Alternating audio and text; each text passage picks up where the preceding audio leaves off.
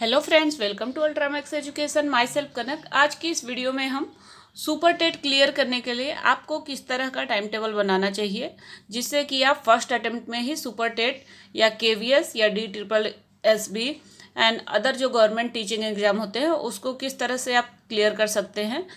इसके ऊपर मैंने टाइम टेबल बनाया है, उसके ऊपर हम लोग डिस्कस करेंगे।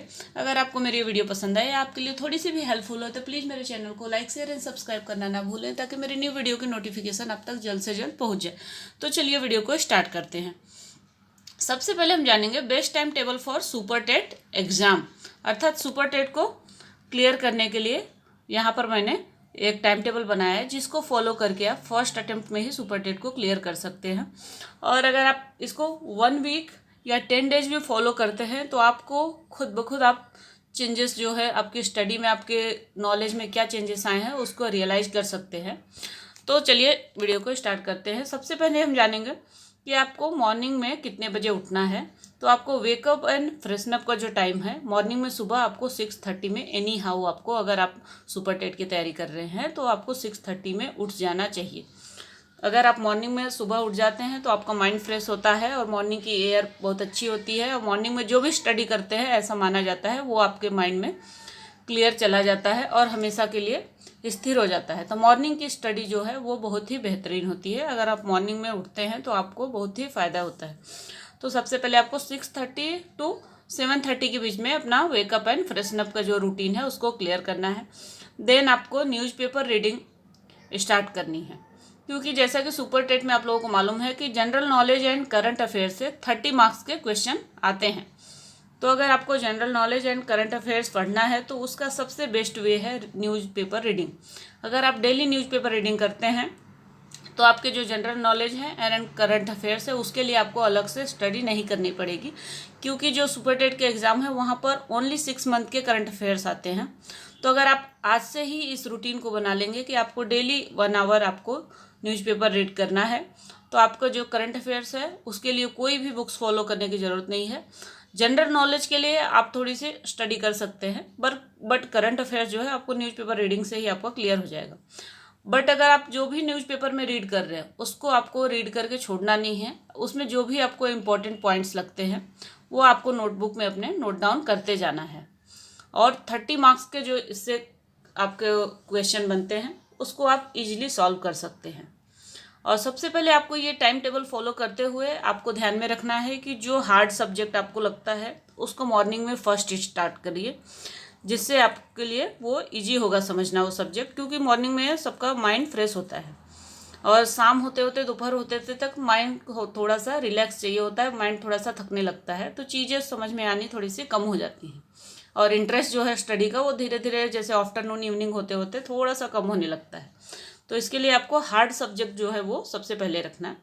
ये जो टाइम टेबल है ये मैंने अपने अकॉर्डिंग सेट किया है और आप लोगों को अगर ये सही लगता है तो आप इसको एज इट इज फॉलो कर सकते हैं। लेकिन अगर आपको शेड्यूल में आपको थोड़ा बहुत सब्जेक्ट इधर उधर करना है या अपने वर्क के अकॉर्डिंग चेंज करना है तो आप उसको चेंज कर सकते हैं।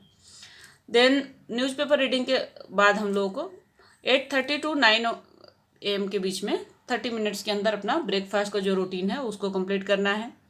देन उसके बाद आपको स्टडी स्टार्ट कर देनी है और 2 आवर की कंटिन्यू स्टडी करनी है। वो मेरा ऐसा सजेशन है कि आपको मैथ्स से ही फर्स्ट स्टडी स्टार्ट करनी चाहिए, क्योंकि बहुत सारे लोगों को क्या है मैथ्स समझ में नहीं आता है, मैथ्स बहुत टफ लगता है और बहुत सारे लोग इसमें वीक होते हैं। तो आप मैथ्स से सबसे पहले स्टार्टिंग मैथ्स से करिए अपनी पढ़ाई की। तो 9 to 11 के बीच में आप मैथ्स पढ़ सकते हैं, क्योंकि मैथ्स भी सुपर टेट के एग्ज़ाम क्लियर करने में बहुत ही इंपॉर्टेंट रोल अदा करता है और इससे 20 मार्क्स के क्वेश्चन ओनली मैथ्स से बनते हैं। तो अगर आप मैथ्स अपना अच्छा रखते हैं तो आपको सुपर टेट क्लियर करने में बहुत ही आसानी होगी। और अगर आपको मैथ्स नहीं समझ में आता, आपको कोचिंग वगैरह करना है तो उसको शेड्यूल को भी आप इस टाइम में सेट कर सकते हैं। एंड देन जो इसके बाद की एक्टिविटी है वो बाथिंग एंड अदर वर्क। इसके बाद आप 11 से 12:30 के बीच में आप अपना नहाने का कार्य या और कुछ भी आपकी एक्टिविटी है तो उसको कंप्लीट कर सकते हैं।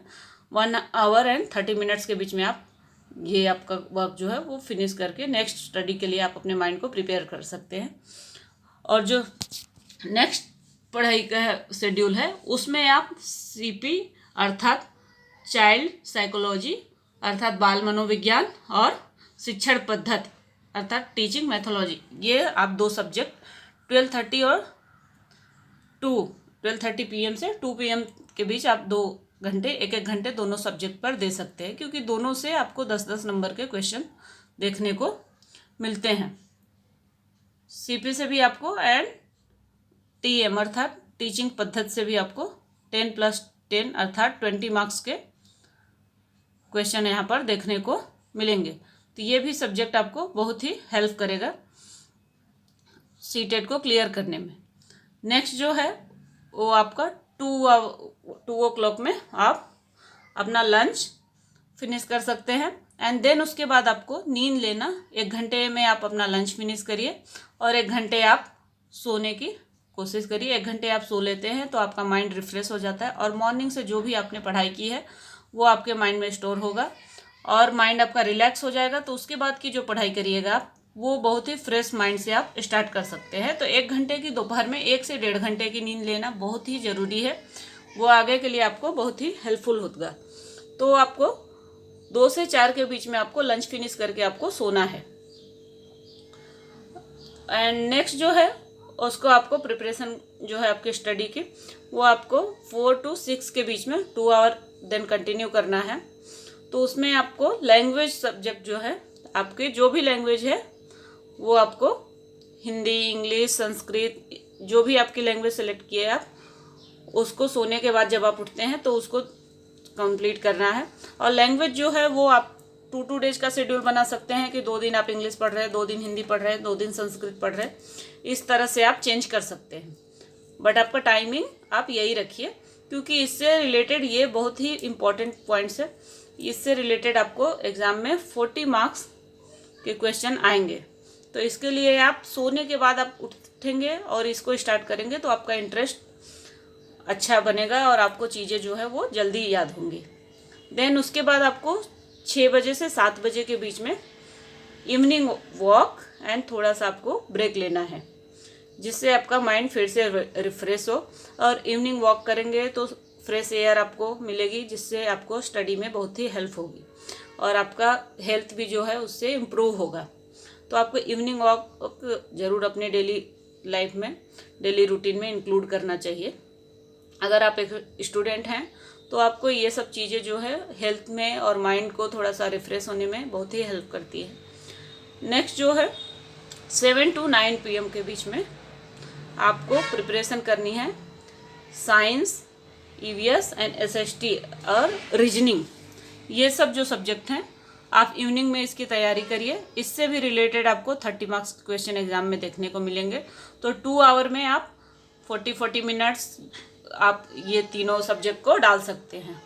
नेक्स्ट जो है वो 9 PM के बीच में आप अपना डिनर करिए और डिनर करने के बाद थोड़ी सी आप वॉक वगैरह कर सकते हैं, और जिससे कि आपका माइंड रिफ्रेश हो जाए थोड़ा सा। एंड आप उसके बाद preparation for LK and computer यानी logical knowledge and computer subject जो है उससे रिलेटेड भी एग्ज़ाम में 10 मार्क्स के क्वेश्चन देखने को मिलते हैं।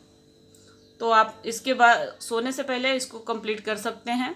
देन उसके बाद आप 11 बजे अपना सोने का रूटीन फिक्स कर सकते हैं। 11 बजे से आप 6:30 बजे आप इस रूटीन को कंप्लीट कर सकते हैं। एंड मॉर्निंग में आपको 6:30 के बाद का मैंने रूटीन जो का त्यों बताया है। और इस टाइम टेबल को आप अपने टाइम टेबल के अकॉर्डिंग, आप अपने वर्क के अकॉर्डिंग थोड़ा सा आप चेंजेस करके सेट कर सकते हैं। अगर आप इस टाइम टेबल को फॉलो करते हैं तो ऐसा मेरा गारंटी है कि आप 3 to 5 मंथ अगर आप इस टाइम टेबल को फॉलो करते हैं तो आप सुपर टेट अच्छे मार्क्स से आप कंप्लीट कर सकते हैं, निकाल सकते हैं, वो भी फर्स्ट अटेम्प्ट में। बट जो ये रूटीन है इसको आपको स्टेप बाय स्टेप इसी तरह से फॉलो करनी है।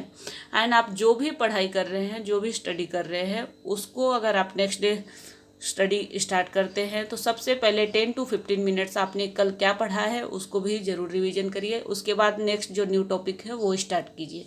इससे क्या है, आपकी जो पिछली रूटीन है वो आपको फिर से रिकॉल हो जाएगी, आपको याद हो जाएगी कि आपने क्या क्या कल पढ़ा था। और नेक्स्ट उसके बाद आपको अगले टॉपिक पर भी जाने में ईजिली मदद मिलेगी। तो इसके बाद हम जानेंगे कि आपको क्या क्या चीज़ें हैं जो अपने माइंड में स्टडी के टाइम में रखनी चाहिए। जो कि सबसे पहले ही मैंने बताया कि अगर ये टाइम टेबल आपको सूट नहीं करता है, आपके अकॉर्डिंग सेट नहीं बैठ रहा है, तो इस टाइम टेबल को आप अपने प्लान के अनुसार सेट कर सकते हैं। और हर एक टॉपिक को कम से कम आपको 3 बार रिवाइज करना है। एंड जो भी आपने पढ़ा है उसको नेक्स्ट वीक में ज़रूर रिवाइज करना है। अगेन आपको फिर से रिवाइज अगर आप नहीं करते हैं तो आपका जो भी पढ़ा हुआ है वो माइंड से स्किप हो जाएगा। तो आपने जो भी पढ़ा है उसको नेक्स्ट वीक में अगेन फिर से थोड़ा सा रिवाइज करिए, उसके बाद न्यू टॉपिक पर आप जाइए। इस टाइम टेबल में आप अपना फेवरेट सब्जेक्ट जो है या आपको जो टफ सब्जेक्ट लगता है उसको आप फर्स्ट प्रायोरिटी दे सकते हैं, और अपने टाइम के अकॉर्डिंग आप अपने जो भी वर्क है उसके अकॉर्डिंग इसमें थोड़ा सा चेंजेस कर सकते हैं। और जैसा कि मैंने पहले ही बताया कि हेल्दी खाना एंड इवनिंग वॉक, मॉर्निंग में जल्दी उठना और डेली 7 से 8 घंटे की नींद जो है वो एक स्टूडेंट के लिए या किसी आप एग्ज़ाम की तैयारी कर रहे हैं तो आपके लिए बहुत ही ज़रूरी है। तो उन चीज़ों को आप ध्यान में रखिए।